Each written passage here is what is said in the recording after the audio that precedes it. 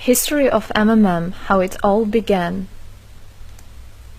Starting up of MMM, in 1989, Moscow Executive Committee in Leninsky District registered MMM as a cooperative society. It is in Russia. A few words about the leader.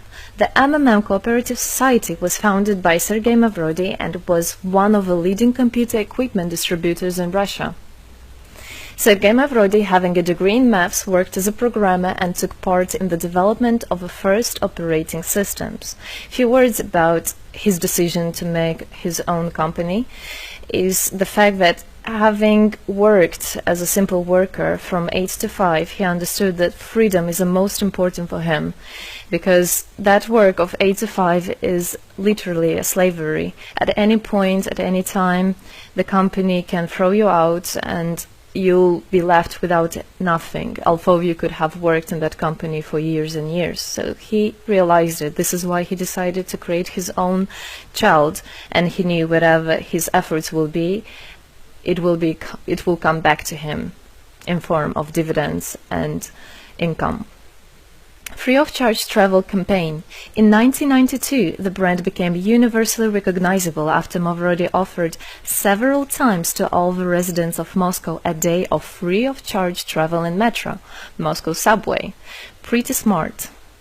Birthday of MMM. On October 20, 1992, the joint stock company MMM was registered. In fact, it is a birthday of MMM in the traditional form in which people got used to consider it.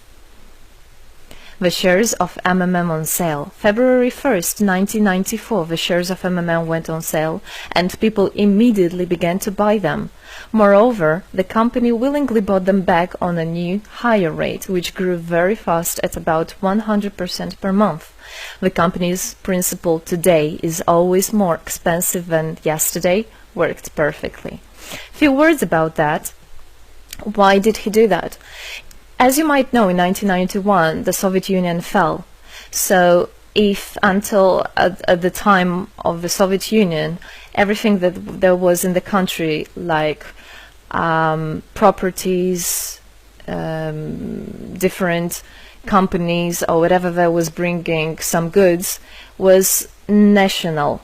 So any person of the country was entitled to have a share of that production, of that company.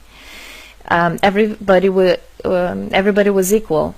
But when the Soviet Union fell, what it meant is that all the companies, all the properties had to be privatized. So you can imagine there is a company, a huge company.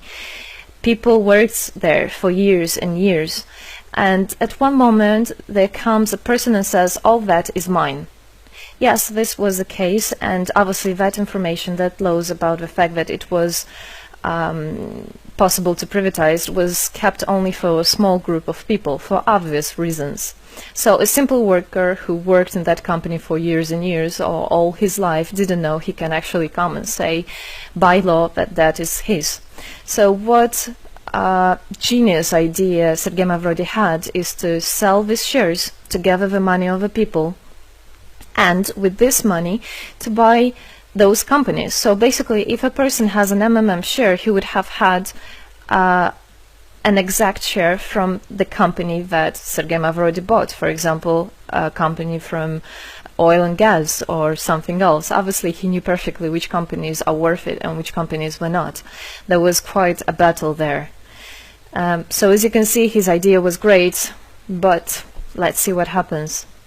Government is trying to hinder MMM's activities. Surprise, surprise!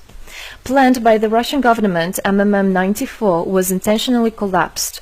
It began when tax inspectors accompanied by OMON officers passed through the crowd of depositors and went inside the central office of the company to give a notice about the planned tax inspection. Right. So obviously, the small group of people that I was talking about is the government people, is the people that have connections and so on, and they wanted obviously all that money, all those properties to be kept in their hands. This is how the nowadays oligarchs were made. At that moment they had nothing. In one day they got loads of money, and now you can know them as very rich people who made their money on the back of a nation. So obviously they did something just to provoke some panic going through the crowd. Obviously, for any financial institution, a panic is really bad. As I remind you, at that time, MMM was selling shares, was a share stock company, let's say. Mavrody's arrest. Sergei Mavrody was arrested on tax evasion charge. Really lame excuse. It wasn't at all like that. What happened, even the person that was in charge with giving the arrest, he told him that there was no other option for them. They had to do something, even though it was illegal what they were doing, but they had to do it as they were afraid of him. Because, as he said, another 2-3 months and in whole Russia there would be no government, no banks, nobody, only Sergei Mavrody. You know, that who holds the money nowadays, this is in charge. So he was arrested, and his arrest was broadcasted live on all TV channels, obviously to show off more, to show people how bad he is, and actually the government didn't do anything wrong. On the same day, there was a storm of the central office of MMM. The company was prescribed to recover 49.9 billion rubles to the budget. Huge money. The question about the money in MMM 94 is open, as no one still can give an answer where it is. The authorities simply turned a blind eye to it, although hundreds of eyewitnesses are ready to confirm, even under oath in court, that they saw 17 trucks take out cash through the back door. So unfortunately at that time there was no internet, no way, no bitcoins, no other internet wallets, and all the money were obviously kept in cash in the MMM offices. And the government took advantage of it. They just came, took it out, and then they said nothing. They just, moreover, they didn't say where the money went. They even made the way to make people believe that Sergei Mavrody was the one who took all those 17 trucks of money and disappeared. But obviously it wasn't the case. It was a simply lame excuse. Demonstrations against state authorities. August 1994. Thousands of MMM depositors affected by the artificial collapse of the pyramid protested and demanded to set Mavrody free. Actually, Mavrody could have used his powers and do huge, bigger protests, but he decided not to do that, as that would made as obvious a different protests of this type. Could be people injured or even killed, so he decided not to use people in this purpose. It was very noble from him to do that. MMM leader became a deputy. However, he found a way to get out of the prison. Being imprisoned, Sergei Mavrody had managed to register as a candidate for a deputy of the State Duma and was released from prison. He won the elections by a landslide and became the deputy of the State Duma of the first convocation. So, as a deputy in Russia, they have privileges. This is why, becoming a deputy, he was set free. The State Duma is against Mavrody. Surprise, surprise! The State Duma deputies deprived Sergei Mavrody of his deputy plenary powers due to his permanent absence at the Duma's meetings. That incident was the only one in New Russia's history. Sergei Mavrody wasn't interested at all in politics. It's not, he hates politics, as he said it many times. So he became a deputy only for the reason to get out of a prison. That's it. He wasn't interested to go to their meetings, as he himself considered as well the people there as being quite silly and not worthy to spend time with. But this was another lame excuse for them to deprive him by saying that he is absent. A candidate for presidency.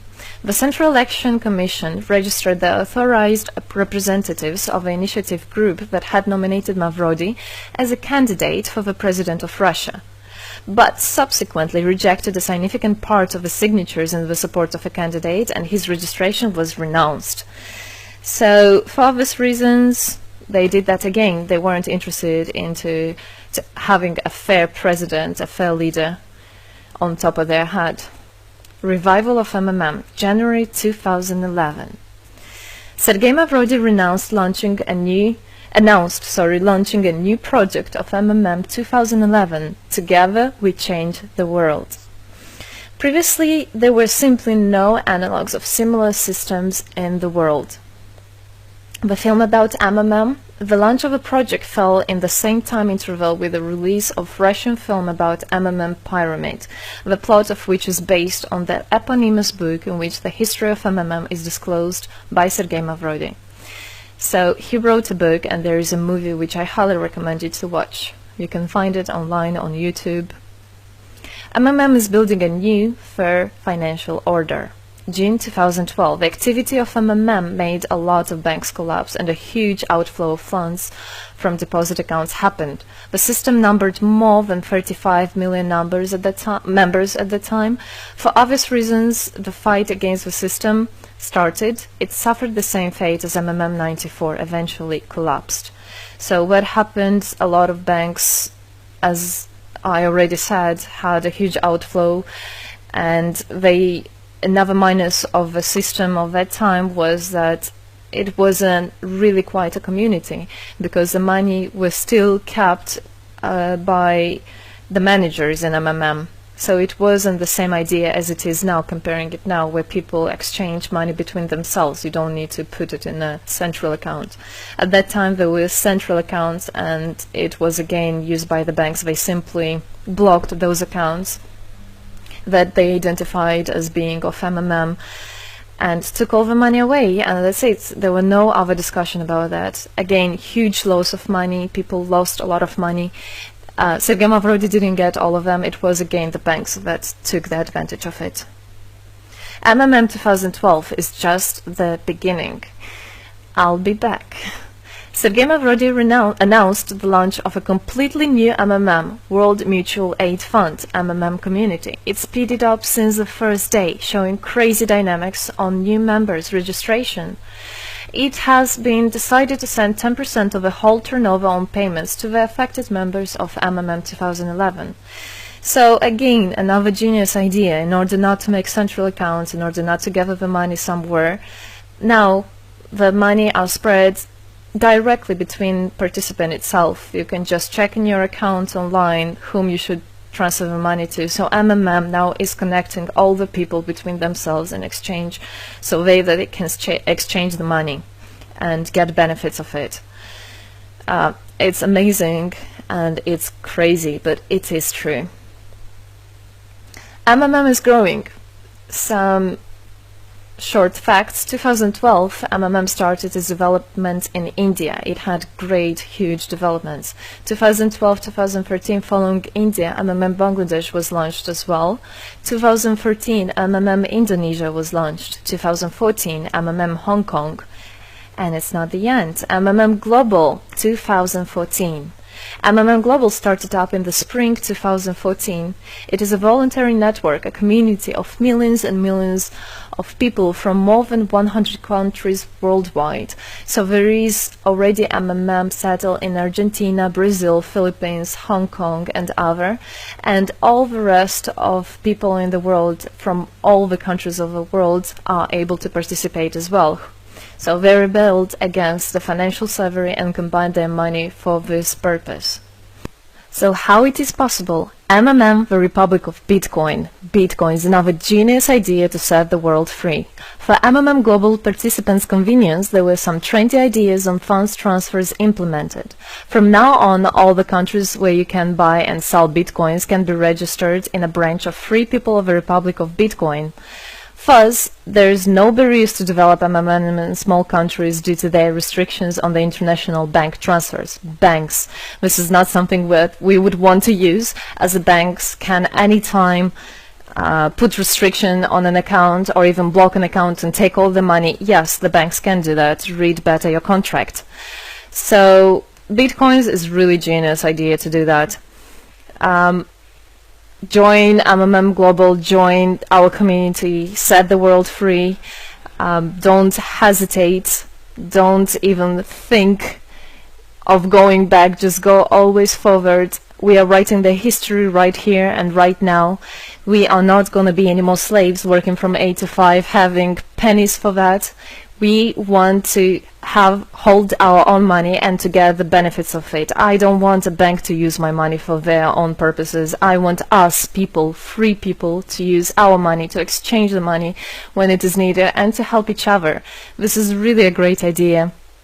And join us, write the history here today with us, and together we will indeed change the world.